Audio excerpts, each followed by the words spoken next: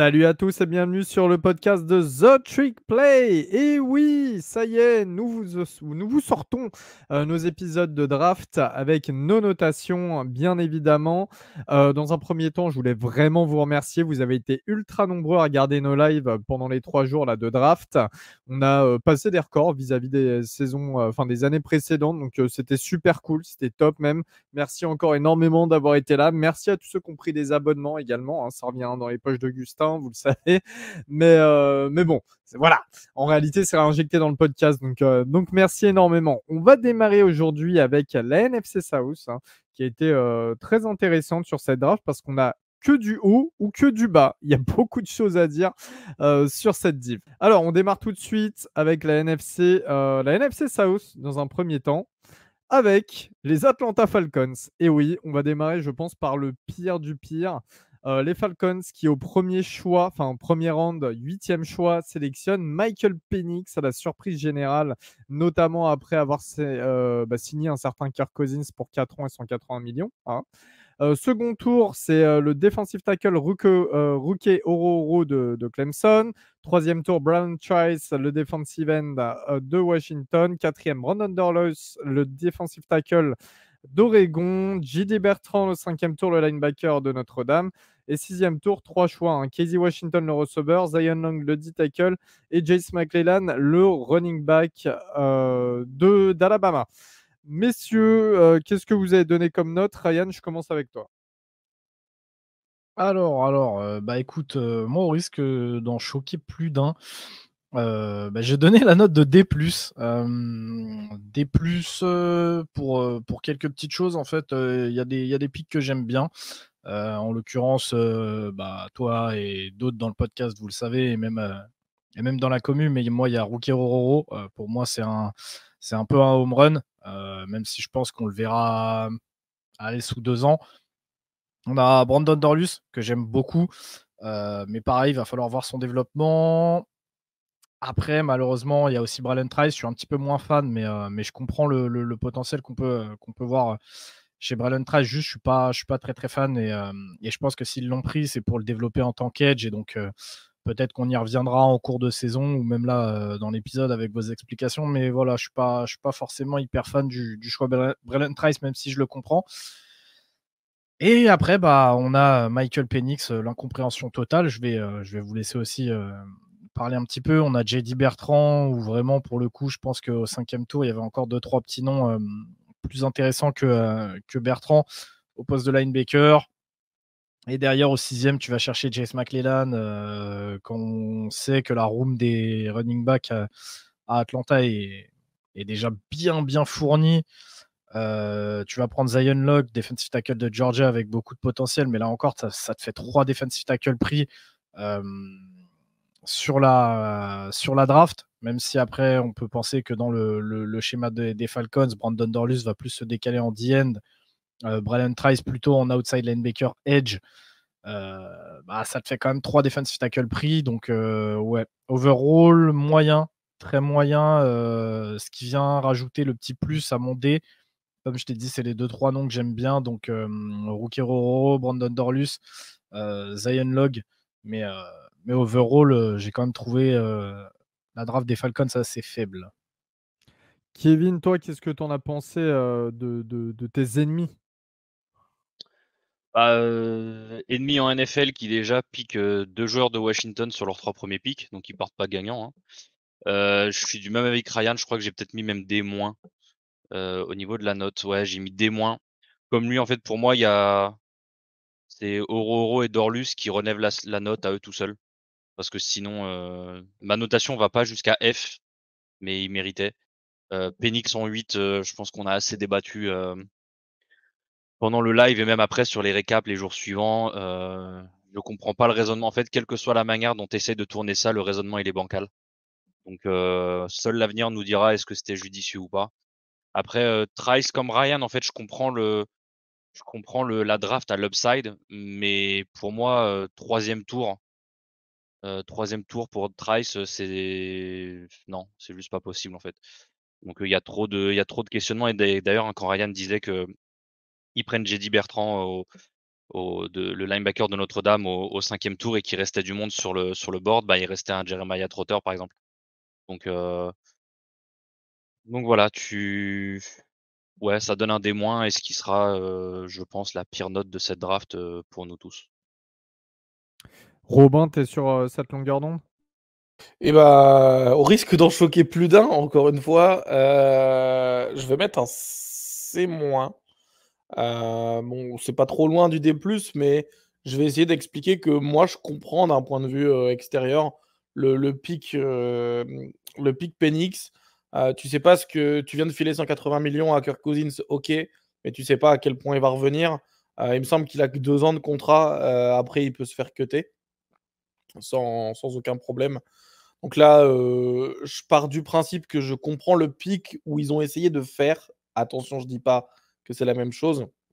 Ils ont essayé de faire une Chiefs avec Mahomes où les Chiefs avaient piqué Mahomes en 10 alors que Alex Smith était là et c'était déjà un bon QB qui était déjà bien installé. Ils ont essayé de faire la même chose, mais je pars du principe que Mahomes avait énormément plus de potentiel que Penix là.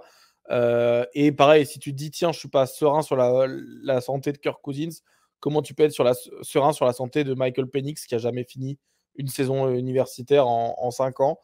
Voilà, moi, ce que je vais dire, c'est que je comprends, donc je mets un C-, pas trop loin du D+. Bon, voilà, je mets un C- parce que je comprends, mais je valide pas. Encore une fois, le pick préféré de à peu près tout le monde, c'est Rukuroro et Brandon Dorlus. Donc, moi, j'espère qu'en tout cas, ces deux gars vont jouer et performer.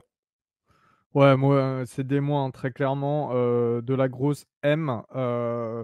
En D-tackle, Rookie Ororo, c'est notre, comme tu viens de le dire, c'est notre pick favori, mais en D-tackle, tu as déjà David Onyemata et Eddie Goldman qui est venu les renforcer, sans parler d'un Grady Jarrett qui peut évidemment y évoluer. Donc, à la limite, j'aime beaucoup le pick en la personne du joueur, mais en dehors de ça, je comprends pas trop le need.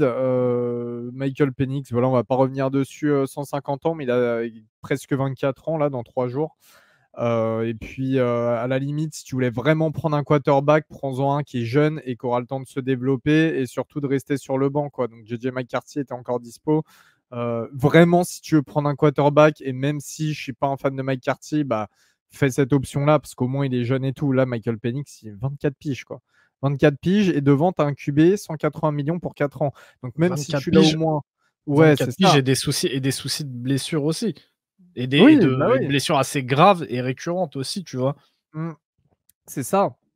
Donc non, très clairement, aucune c'est pas les Falcons, je m'en fous, hein, c'est nos ennemis et cetera, mais c'est vraiment faut être objectif sur les notations de draft et là, pour le coup, bah, je le suis et D-, c'est ma note. En parlant d'un petit peu catastrophada, on va rester toujours en NFC South avec les Carolina Panthers. Les Panthers qui avaient le premier choix du second tour et qui ont trade up d'un spot avec les Bills, qui avaient déjà trade up avec les Chiefs, on en parlera tout à l'heure. Ils ont récupéré donc pour le 32e choix Xavier Legette, le receveur de South Carolina. Second tour, ils récupèrent Jonathan Brooks, le running back de Texas. Trevin Wallace au 3e tour, le linebacker. 4e tour, Jatavian Sanders, lui aussi de Texas, le tight end. 5e tour, le cornerback Shaw Smith-Wade. 6e tour, le D-tackle Jadon Crumley. Et 7e tour, le linebacker Michael Barrett. Je commence avec toi, Kevin. Quelle est ta note?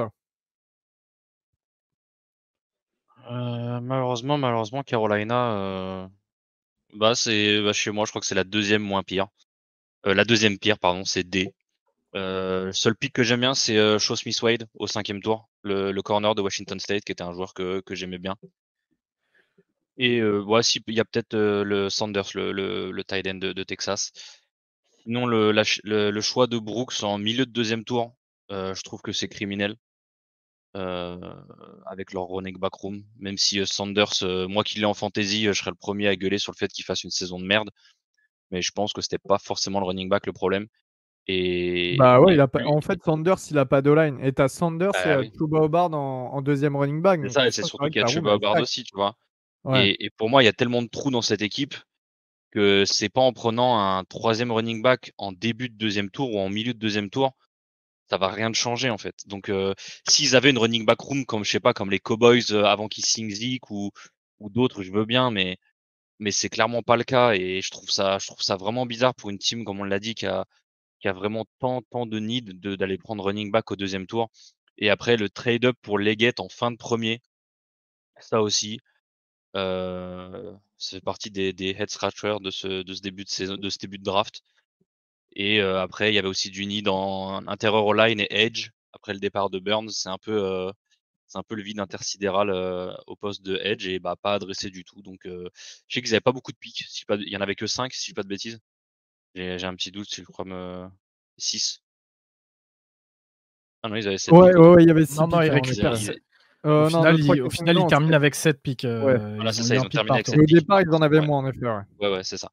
Donc non, au final, je trouve qu'il y a trop de choses qui ont pas été adressées et des trucs qui ont été adressés pour moi pour rien. Donc comme pour les Falcons, hein, je vais t'avouer, pour une fois que c'est pas nous qui faisons de la merde et que les autres dans la division en font, je vais pas me plaindre du tout. Donc D, ça me va très bien.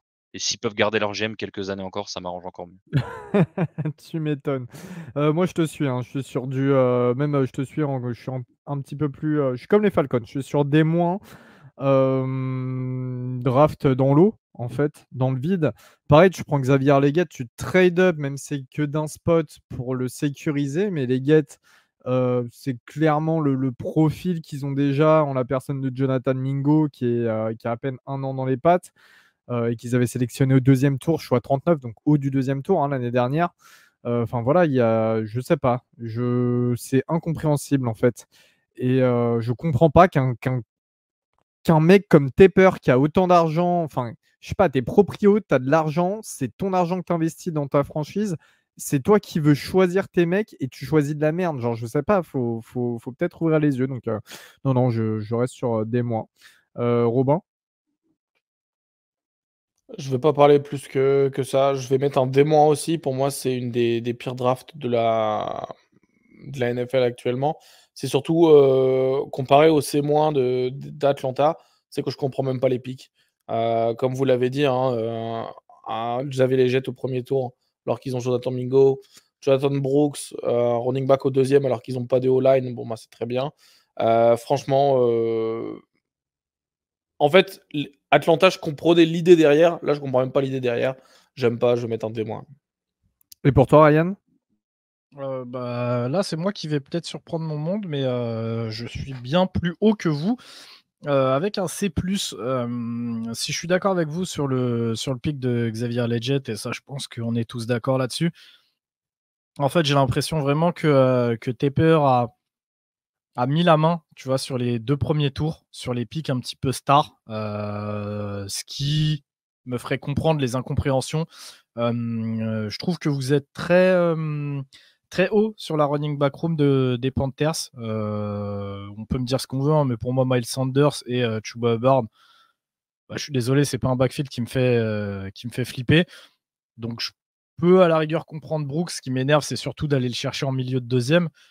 Mais bon, j'attends de voir l'upside. Ça reste un joueur que j'aime bien, donc je vais attendre de voir. Et en fait, c'est un peu ça qui fait remonter ma note. C'est aussi que je trouve certains joueurs bons. À maintenant à voir s'ils vont réussir à se développer. Il ne faut pas oublier que les Panthers ont quand même mis 100 millions là, pour récupérer le guard de Miami, pour justement renforcer ce secteur intérieur et ouvrir un petit peu plus de brèches. Donc, à voir ce pic de Jonathan Brooks. Moi, je pense que sur un choix du 2e, soit c'est Tepper qui a fait n'importe quoi et donc le mec va rester coincé derrière les deux running backs que vous avez cités, soit il y a quand même un petit peu de travail du GM ou du coach derrière et donc il y a moyen de le voir petit à petit prendre un peu plus de portée. Moi, personnellement, ça ne m'étonnerait pas. Ensuite, pic où on est vraiment vite passé dessus et comme je vous dis, j'ai l'impression que plus on a avancé dans la draft et plus c'est le GM et le coach qui ont bossé parce que les choix font en fait beaucoup plus sens et ça reste des bons joueurs. Donc on a Trevin Wallace, le linebacker de Kentucky, si je dis pas de bêtises, qui a un profil similaire un petit peu à ce que moi j'ai pu connaître avec Washington, merde, j'ai un trou forcément, avec Jamin Davis. Sauf que bah, là où nous on était parti chercher Davis au premier tour, Trevin Wallace il le récupère au 3e. Profil extrêmement athlétique, très lourd, très dur au mal au plaquage. Moi, c'est un choix que j'aime bien à ce moment-là. Ce qui m'énerve, c'est que bah, voilà, il y avait peut-être d'autres linebackers, mais on le sait, parfois les coachs et les GM, ils ont leurs gars. Et donc, en tout cas, en termes de value, je trouve pas ça déconnant. J'aurais peut-être attendu le 3e le 3e jour, mais je peux l'entendre. Ensuite, vous en avez parlé, Jatavion Sanders, tight end de Texas. Encore une fois, c'est un pick que j'aime bien dans le sens où Bryce Young, qui était souvent en galère pour trouver ses receveurs l'an dernier, à part l'ancien receveur des Vikings, si je peux avoir un petit peu d'aide, j'ai beaucoup Adam de Thielen. touches, les yeux. Adam Thielen. Ouais. Thielen, c'était un petit peu sa soupape de sécurité et malheureusement, on a vu que plus la saison avançait et plus le pauvre Thielen, il se faisait double coverage. Je pense que Sanders, Day One, il peut avoir une vraie importance en tant que soupape de sécurité et surtout ses qualités de réception. Donc, c'est un pick qui fait sens. Kevin, tu as parlé de Shaw Smith-Wade, qui est un des petits potentiels sleepers de cette draft. C'est un choix que je trouve très intéressant aussi, notamment puisque les Panthers ont perdu Dante Jackson, parti aux Steelers. Donc, il arrivera avec cette petite étiquette en plus de cornerback 2. Jaden Comedy, c'est un pick pareil que je trouve très intéressant, surtout au 6e tour. Il y a moyen qu'on le voit rentrer dans la rotation directement. Et enfin, au 7e tour, Michael Barrett, linebacker de Michigan, qui pendant très longtemps avait une très belle cote qu'on voyait sortir au 2e jour. Finalement, je trouve que c'est pas si pire que ça si on sort un petit peu les 2 premiers choix. Donc oui, c'est pas extraordinaire. C'est pour ça que c'est qu'un C. Mais je tenais quand même à mettre un petit C+, parce que je trouve quand même que les joueurs, sur la fin du 2e jour, / jusqu'à la fin de la draft, c'est quand même intéressant et j'attends vraiment de voir l'upside de ces gars-là, parce que je pense que ça peut être des gars qui peuvent être en fait des bonnes premières pierres, des bonnes premières briques dans la fondation de ce que veulent faire les Panthers New Age. Donc à voir. Je suis d'accord avec vous sur le fait que le début de draft est complètement raté, mais je trouve quand même qu'il y a des pics intéressants. Mais D'où en le plus, C+. ce que tu as dit sur ce qu'on dirait de la draft des Panthers, dans le sens où on dirait que c'est le proprio qui prend les premiers picks un peu flashy market et puis après il laisse le GM et le coach le faire. Je dis pas de conneries, c'est vraiment ce qu'on avait dit de leur draft de l'année dernière aussi. L'année de Bryce Young, je crois qu'on avait eu le même ressenti. Et on voit c'est ce ce que que ça a les donné l'année fans, dernière. c'est ce qui se dirait des insides et tout, et des fans des Panthers en général. Les Ah, mais Saints. tu Ouais. vois, Elio, juste pour rapidement terminer sur ça me choquerait même pas dans le sens où le proprio, clairement, c'est pas le mec qui en a quelque chose à foutre des prospects, c'est pas le mec qui va deep dive dans la cuvée de draft, qui va aller se bouffer des heures de vidéo. C'est vraiment le mec qui sort le bout de son nez de ses premiers, 2e tours. Tu sais, genre vraiment le délire mania de l'immobilier. Ouais, c'est les joueurs un Il peu veut juste vendre du flashy. maillot, quoi. Mais même pas, c'est vraiment, j'ai l'impression, le book, il veut son jouet. Tu vois, le mec, il est dans Madden. Il y a un joueur, il a dû voir 2 highlights de Xavier Legette et de Brooks. Il se dit, oh putain, ils sont trop forts, je les veux. Et donc, il les prend au 1er et 2e tour. Et après, derrière, il connaît pas les mecs, ou beaucoup moins. Et Non, donc, non, derrière, c'est il ça. Ouais, c'est se ça. dit à son GM, bon, vas-y, tiens, démerde-toi avec le reste. Moi, ça me gonfle. Et en fait, c'est à partir de là que les mecs peuvent bosser. Sauf qu'on le sait, je pense qu'on est tous fans, à part Robin, qui est pas fan de NFL, mais on est tous fans de franchise.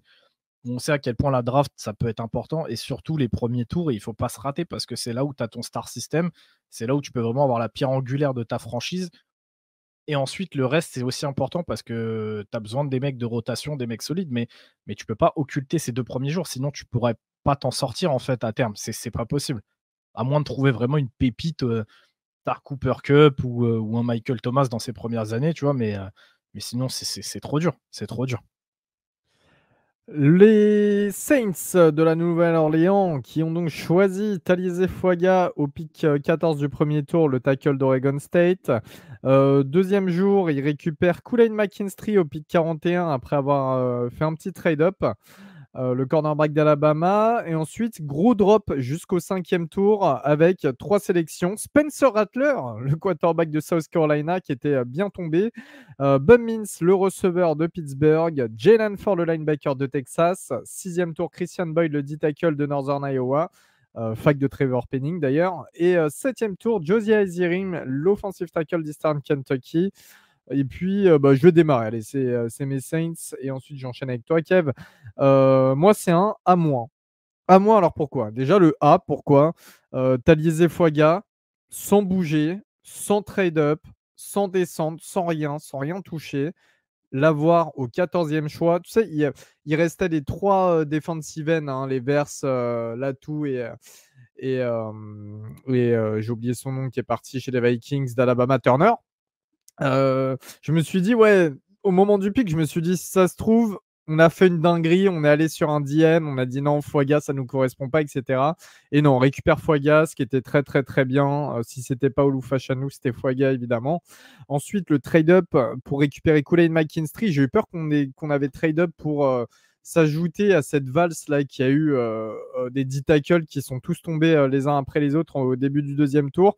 Et non, on a très bien choisi. Kool-Aid, c'est quasiment, pour moi, c'est un cornerback premier tour qui peut être top 3 de cornerback de cette draft intrinsèquement. Donc, super content. Il n'y a jamais de mauvais choix au poste DB à ce niveau-là. Et puis ensuite, Spencer Rattler, j'étais ultra heureux. Tu récupères un quarterback comme ça au 5e tour qui a autant de potentiel, qui a 2 ans pour s'asseoir au minimum derrière Carr, donc pour apprendre, etc., qui est un ancien projeté first pick overall, qui a changé de mentalité quand même, qui a beaucoup évolué à South Carolina depuis son départ d'Oklahoma. Moi, 5e tour, ça me va ultra bien, sachant que je pensais qu'il partirait pas après le 2e, voire 3e tour au grand max. Jalen Ford, j'adore. Linebacker de Texas, grosse machine à plaquer, plutôt pas mauvais dans les airs non plus. Il était capitaine à Texas. Enfin voilà, il avait une bonne réputation dans le vestiaire des Longhorns. J'aime bien ce genre de joueur quand on sait qu'on a une room de linebacker qui est légèrement pauvre. Voilà, Christian Boyd en D-tackle, c'est pareil, il avait une sorte de bon potentiel. Moi, ça m'intéresse. Josiah Zirim, bon, c'est en 7e tour, tant pis. Même si je trouve que c'est un pic un petit peu gâché, mais c'est un 7e tour, faut pas trop s'en vouloir là-dessus, sachant qu'il a été coaché par Jerry Evans, là je crois que c'était au Shrine Bowl ou un truc comme ça, et que Jerry Evans a adoré le joueur, donc pourquoi pas, faisons confiance à Evans. Mais voilà, pourquoi un A-, parce que le deuxième choix du 5e tour qu'on récupère, choix 170, c'est Bub Means, le receveur de Pittsburgh. Tout simplement parce qu'il a un bon RAS. Voilà, juste pour ses qualités physiques. En dehors de ça, le mec, c'était un quasi no-name. Je n'aurais pas été étonné qu'il passe même pas, qu'il passe le 7e tour et qu'il soit undrafted. Voilà, donc quand je voyais des receveurs qui étaient encore disponibles, hein, les Washington de Ted, Brandon Rice, il y en avait un autre qui était encore meilleur. Mais bref, quand je voyais les receveurs encore dispo, je me demande pourquoi on est allé sur Bum Means très clairement au 5e tour. Et ça me saoule parce qu'il y a toujours un pic qui sert à rien et qui est gâché. Voilà. Kevin, ma note d'amour, oui, je l'ai dit. Kevin, qu'est-ce que tu en as pensé? En fait, ça va être beaucoup plus court que ce que j'ai écrit parce qu'on a écrit grosso merdo la même chose, mais vraiment, à part notre ressenti sur Rattler. Mais je t'avoue que moi, en fait, le moins, on va dire, sur Rattler, le moins pour moi, hein, et Bub Means, en fait, ça fait que je finis avec un A et c'est la seule chose qui fait qu'il n'y a pas A+. Mais là, je parle en tant que vrai fan de l'équipe, donc je vais pas forcément, j'ai pas le même ressenti que par rapport à une équipe que je suis pas forcément. C'est que moi, ce que j'ai marqué, c'est qu'on n'a pas été autant satisfait et j'ai même marqué entre parenthèses soulagé depuis près de 5 ans sur la draft. Et en fait, C'est vrai. pour moi, c'est ce sentiment de pas avoir fait de dinguerie, de pas avoir fait des trades archi chers pour des projets merdiques, de la value à l'endroit où tu veux, de l'apport immédiat en plus sur les top picks, à des endroits où tu as des needs ou des gros points d'interrogation. Bah, en fait, pour moi, c'est tellement inespéré, inattendu qu'en fait, ça prend tellement plus de valeur par rapport à un pic de 5e tour comme Bub Means, tu vois? Et comme tu le dis, Ouaga, tellement inespéré en 13, le fait qu'on fasse pas de merde et que je me rappelle la réaction qu'on a eue quand on a vu que ça prenait dans d'autres directions et qu'en fait, juste avant notre pic, il restait littéralement, Fachanou et Fouaga. Donc c'est pour moi, ça prend tellement plus de valeur par rapport au reste. Donc j'ai mis A et petit point en plus pour Christian Boyd parce que je pense que ça peut être un très, très bon style. Là, on se retrouve avec une rotation en D-tackle qui est assez impressionnante aussi. Donc j'espère que ça va continuer à solidifier la défense pour laisser, encore plus de temps à l'attaque de trouver son rythme. Tout à fait d'accord avec toi. Ryan? Bah écoute, tu as fait un bon gros résumé. Donc pareil, je vais être comme Kevin, être assez concis. Mais pour moi, c'est un A-. J'ai la même note que toi. Et il y a 2 choses qui, pour moi, vous ont empêché d'avoir un A+. C'est le pick Bub Means. Je pense que sur ça, on est tous d'accord. Mais pas tant sur le joueur, ni sur le fait que ce soit un projet, mais plutôt sur le fait que j'aurais bien aimé voir aller chercher un edge, un projet en edge à former derrière d'autres gars, tu vois, mais plutôt qu'un receveur, aller chercher un edge à ce moment-là, ça m'aurait plu. Et la deuxième chose, bah, c'est triste, mais c'est votre manque de pick, tout simplement, de pick 3 et 4. Donc, j'ai pas pu vraiment vous mettre dans le A+, pour moi, parce qu'il aurait aussi fallu faire des home runs sur ces picks-là. Mais bah, c'est simple, hein, Fouaga, je pense que vous le savez, c'était mon tackle 3. Kool-Aid McKinstry, c'était mon cornerback 2. Rattler, c'était mon QB 5. Jalen Ford, comme toi, Elio, j'adore. Christian Boyd, pareil, à ce moment-là, c'est une putain de value.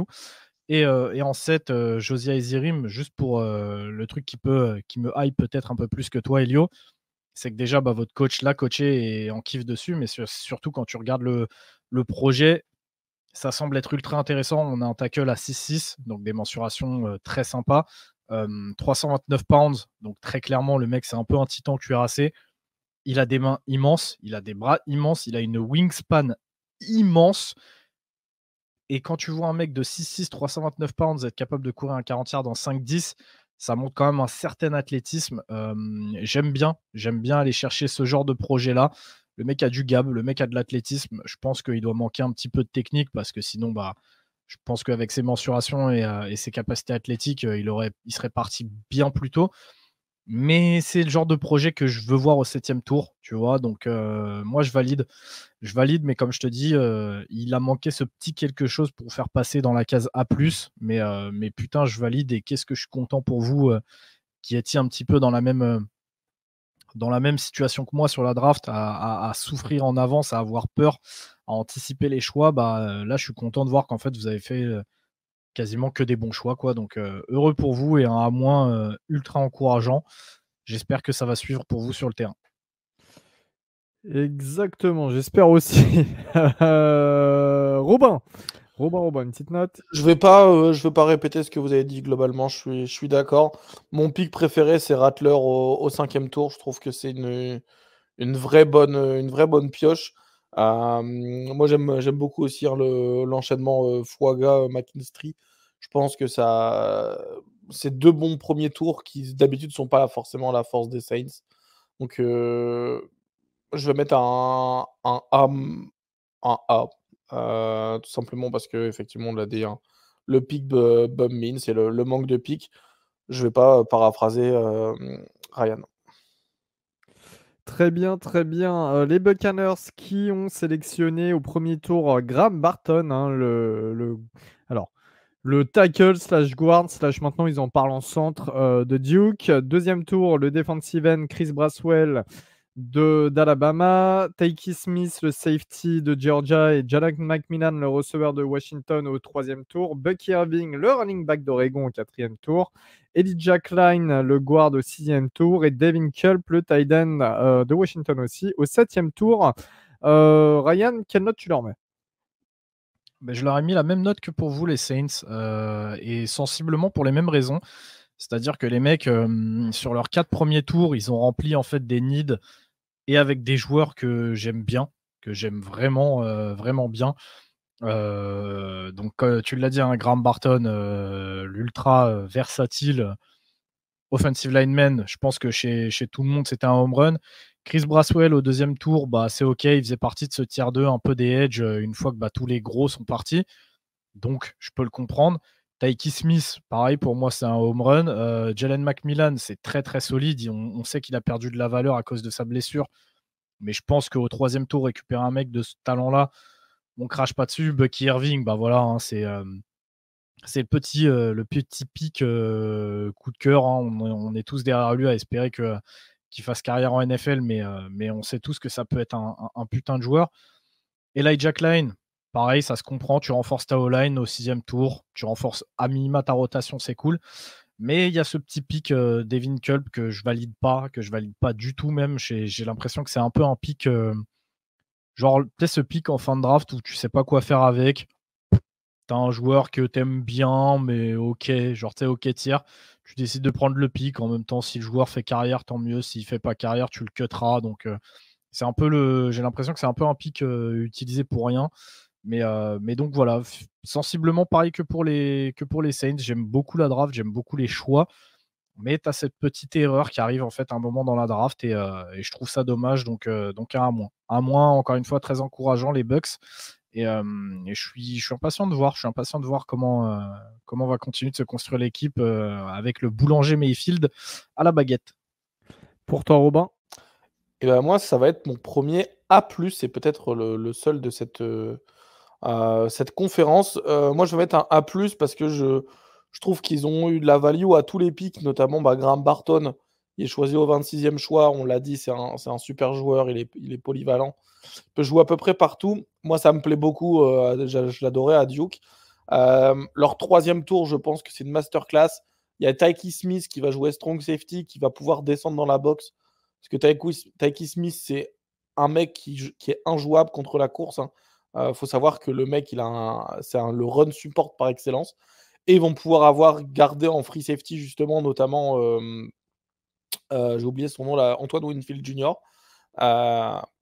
On va pas revenir sur le pick Jalen McMillan. Je pense que je vais pas non plus trop dire du bien des joueurs de Washington, mais c'est un super pick au 3e tour. Au 4e, Bucky Irving, qui est une sorte de un peu copie conforme de Rachaad White. Je pense que ça va faire ça va split les portées entre les deux, mais c'est surtout en gros, il reste 1 an de contrat a priori à Rachaad White, il me semble.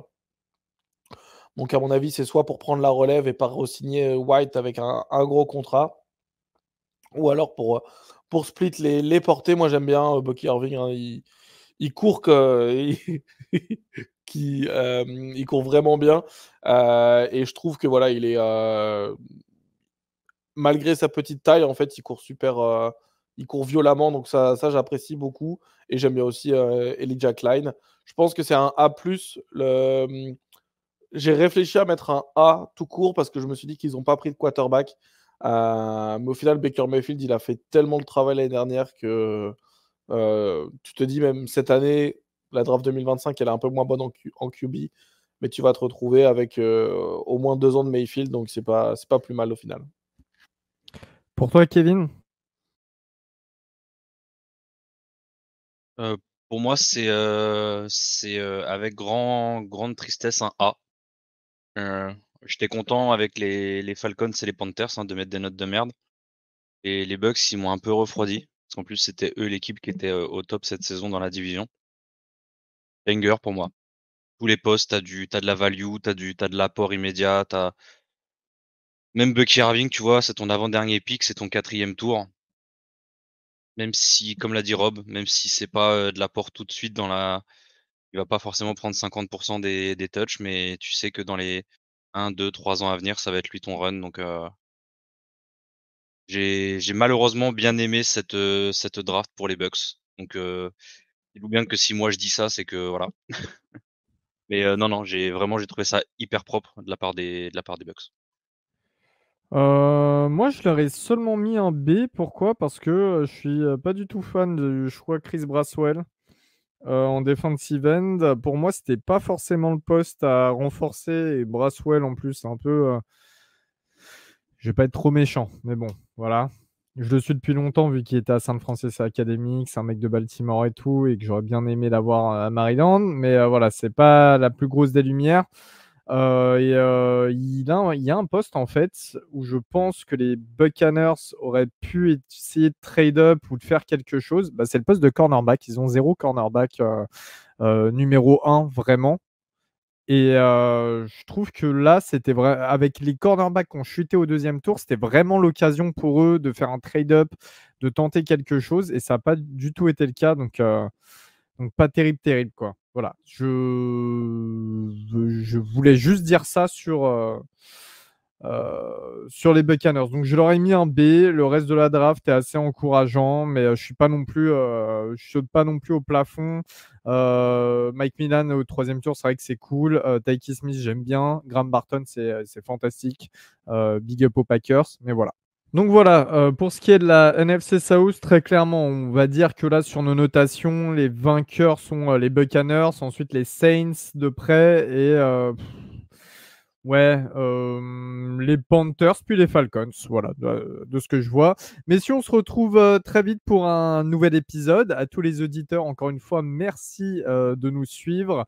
Et puis, on se dit à la prochaine pour un nouvel épisode d'Yves. Salut tout le monde.